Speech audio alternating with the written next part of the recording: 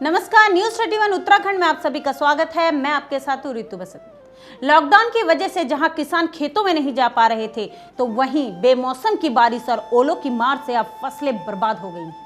क्योंकि राज्य में पिछले कई दिनों से बारिश और ओलों के साथ तूफान आने से किसानों की फसलों और फलों के बागानों को काफी नुकसान पहुंचा है। पहले लॉकडाउन के होने से किसानों को फसलों के लिए दवाइयों और बीजों के संकट से जूझना पड़ा।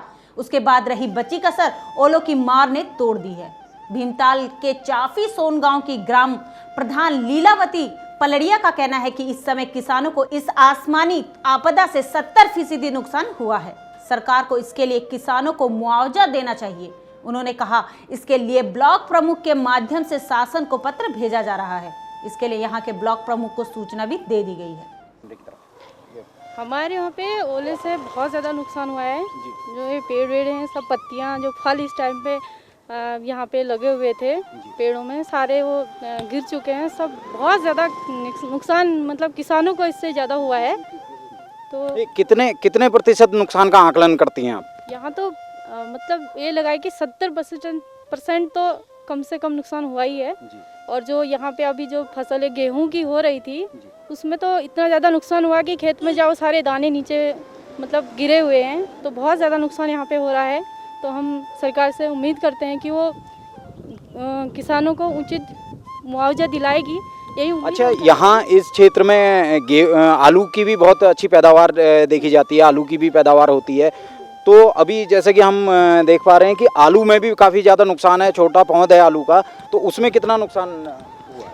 आलू में तो आलू की तो आप कहिए कि मतलब पूरा पेड़ ख़त्म हो चुका है, पूरा मतलब सब खत्म हो चुका है। किसान की जो मेहनत थी सब बर्बाद हो चुकी है पूरी तरह की। आलू की फसल जो है पूरी समाप्त है। आप सोचिए, प्याज जो है वो ख़त्म हो चुका है, जो धनिया है, लहसुन है, सब मतलब पूरी तरीके से ख़त्म हो चुका है इस टाइम पे।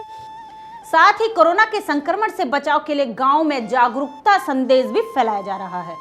यहां ग्रामीण क्षेत्र के एक किसान नवेंद्र का कहना है कि ओलों से फसलें बर्बाद हो चुकी हैं। इससे किसानों के सामने खाने और जीवन यापन करने की बड़ी समस्या आ चुकी है। साथ हैं नवेंद्र रौतेला जी, आइए इनसे जानते हैं। रौतेला जी, स्वागत है आपका। धन्यवाद सर, बहुत बहुत धन्यवाद आपका हमारे भीमताल गांव में। और ये चकभेड़ी और सोन गांव के हम छोर पे खड़े हैं और ये ब्लॉक भीमताल के अंतर्गत आता है जी। अच्छा, जिस तरीके से प्रधान जी ने बताया कि बहुत ज़्यादा नुकसान है, बहुत ज़्यादा नुकसान है गांव में जो ओलावृष्टि हुई है या अतिवृष्टि जो बारिश हुई है उससे, तो आप किस तरह देखते हैं, कितना नुकसान मापते हैं? सर, वर्तमान स्थिति तो हमारे उद्यानों की और हमारे इस इलाके की इतनी दुर्भाग्य हो गई कि सर, एक तो कोविड-19 का वैसे ही खौफ बना था, और आज एक किसान की एक रीढ़ की हड्डी, जिससे उसको कुछ आशा थी कि कुछ फलों के द्वारा या साग सब्जी के द्वारा या अनाज के द्वारा कुछ एक इसमें एक हमें कुछ एक वो इसका सहारा मिलेगा, पर ऊपर वाले ने इससे और हमारी कमर तोड़ दी है, जिससे बड़ा आज ठगा सा महसूस हो गया है आज का ग्रामीण।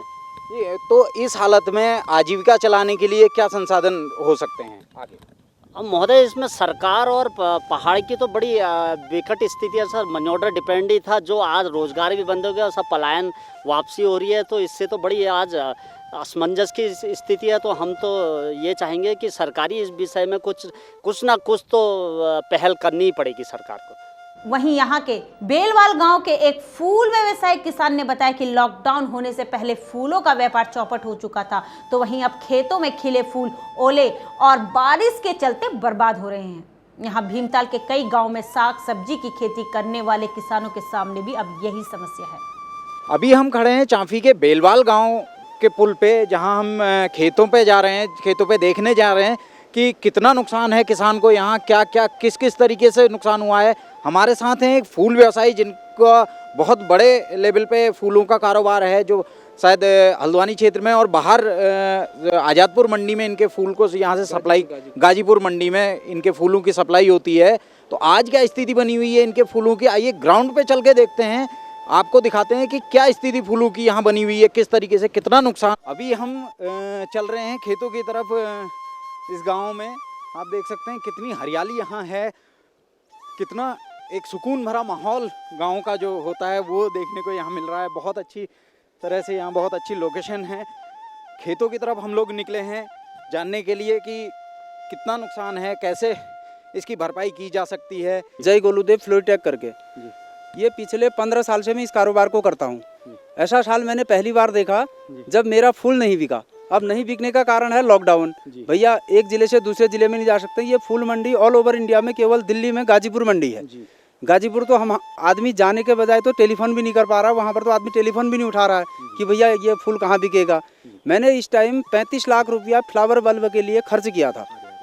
हाँ 35 लाख रुपया मैंने बैंक की लिमिट से निकाल के ये फ्लावर सारा मेड इन हॉलैंड है। इसका बीज जो है हॉलैंड से मंगाया गया है। ये ग्लाइडोलिया है 4 रुपये बल्ब का, और उसके साथ 1 लाख बल्ब मैंने लिली लगवाया था अंडर द पॉली हाउस। लेकिन ये सारी क्रॉप हमने लिली तो सारा तोड़ के फीकी दिया। मैं सोच रहा था कि अगर 3 मई को लॉकडाउन खुल जाएगा तो ये ग्लाइड को बेच दूंगा, कम से कम 10-20 लाख का ग्लाइड आ जाएगा मेरे पास।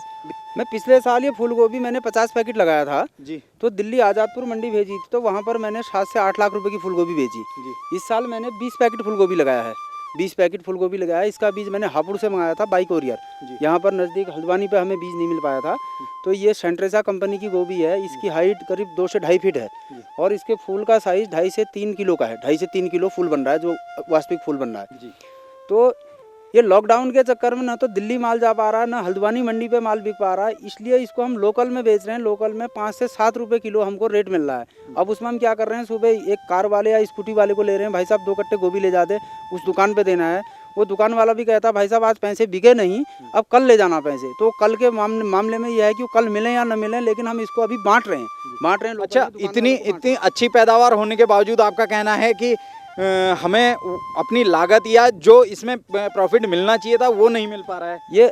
ये 15 पैकेट या 20 पैकेट फूल गोभी में जो लागत आई है, लेबर खर्चा, उर्वरक, दवा इत्यादि का लगभग 80,000 का खर्चा आया है। और इसको हम अगर लोकल में बेचें 5 रुपये 7 रुपये किलो में, हमारी ये गोभी जो है 20 से 25,000 रुपये की बिकेगी, अगर पैसे मिल गए। नहीं तो लोकल में दुकान वालों से पैसा मिलना मुश्किल है। आप देख सकते हैं किस तरीके से टमाटर यहाँ लगाया गया है। बहुत ही तरीके से बड़ी मेहनत के साथ में यहाँ पर टमाटर लगाया गया है। लेकिन जो कल रात यहाँ ओलावृष्टि हुई है, उससे इस पौध का क्या हाल हो गया है। पूरा पौध जल चुका है, पत्ते टूट चुके हैं पूरी तरीके से, और बहुत ज़्यादा नुकसान यहाँ टमाटर में देखने को मिल रहा है। क्योंकि टमाटर अभी अपनी उस स्टेज पे था जहाँ पौध को केवल खाद, उर्वरक और पानी की आवश्यकता थी, ताकि आगे जाके ये एक अच्छा फल दे पाता। लेकिन वर्तमान में कल रात हुई ओलावृष्टि के कारण यहाँ जो खेत में नुकसान हुआ है, टमाटर की पौध आधी पौधे टूट चुकी हैं, पत्ते पौधों के टूट गए हैं। किस तरीके से किसान परेशान है। अपनी मेहनत, अपनी तरफ से पूरी मेहनत करके किसान ने जो पौध लगाई है, आज वो पौध बर्बाद हो गई है। ये पौध बर्बाद ना होके किसान की उम्मीद बर्बाद हो गई है। जो उम्मीद लगा के रखी थी कि आगे जाके मुझे फल देगा और इससे मैं अपने परिवार का, अपने बच्चों का भरण पोषण करूँगा, तो वो उम्मीद कहीं ना कहीं आज टूटती नजर आ रही है। वहीं भीमताल के नगरीय क्षेत्र में बंद पड़ी दुकानों के व्यवसायियों का भी यही रोना है कि लॉकडाउन के समय का पालन करने के लिए दुकानों को खोली जा रही है, लेकिन सामान खत्म होने के बाद अब बाहर से सामान की आपूर्ति नहीं हो पा रही है। सबसे पहले तो जो आपने सवाल किया कि फ़र्क पड़ने का, फ़र्क बहुत ज़्यादा पड़ा हुआ है। लॉकडाउन में सबसे पहले हम लोगों की जो स्थिति थी, पहले ही क्या था कि वाहनों का आवाजावी रहती थी, तो उसमें हम लोगों को सामान देने के और उसमें मिल जाता था आसानी से। लेकिन इस टाइम पर परिस्थिति ये हुई कि अभी खोलना और नहीं खोलना बराबर है। ना तो कस्टमर है और ना ही लोकल जो आता था वो भी नहीं आ पा रहा है। अभी जो टाइम इस टाइम पर जो मिला हुआ है, उस टाइम बाउंड में अगर हम चलते हैं तो अब हम लोगों के पास सामग्री उपलब्ध नहीं हो पा रही है। जो बाहर से मटेरियल आता है नीचे से ऊपर को, वो चीज़ें हमारे को दिक्कत कर रही हैं। नहीं, कुछ तरीके से जैसे सरकार ने क्लियर किया है कि खाद्य सामग्री हर जगह पहुंचाई जाएगी, उसके लाने ले जाने के लिए कोई प्रतिबंध नहीं है। ट्रकों को इसकी परमिशन दी गई है, उनको सामान लाने वाले ट्रकों को कोई बंदिश नहीं है। बिल्कुल आप बिल्कुल अपने उसमें सही कह रहे हैं। लेकिन सबसे बड़ा सवाल ये है ना, ट्रकों को बंदिश नहीं है, लेकिन जहाँ बनना है माल, जहाँ बनना है, जहाँ फैक्ट्रियाँ जो चलनी है, वो जो चीज़ें हम लोगों को मिलना है। अब बड़े फर्म है हमारे पास, मान लीजिए हम लोग बिस्कुट बेच रहे हैं या आपका लगा लीजिए केक्स हैं, बिस्किट हैं, डेली नीड जो भी आइटम है, वो अगर फैक्ट्री से हम लोग को नहीं पहुंच पाएगा तो हम कहाँ से उसको। तो सर अभी जो कल और परसों में जो ओलावृष्टि हुई है यहाँ, उससे कितना नुकसान देखते हैं आप? उससे हमारे क्षेत्र में लगभग जो है 100% नुकसान ही हुआ है। हमारा क्षेत्र जो है कृषि बाहुल्य क्षेत्र एक तरीके से कहा जाता है। लगातार हुई जो भी ओलावृष्टि लगातार चल रही है, लेकिन कल तो भयंकर ही हुई है। कल क्या हुआ, जो लोगों ने नई पौध भी लगाई, नई सब्जी लगाई, वो सबके सब खत्म हो चुकी है। मतलब आदमी दोबारा जीरो पे आ चुका है।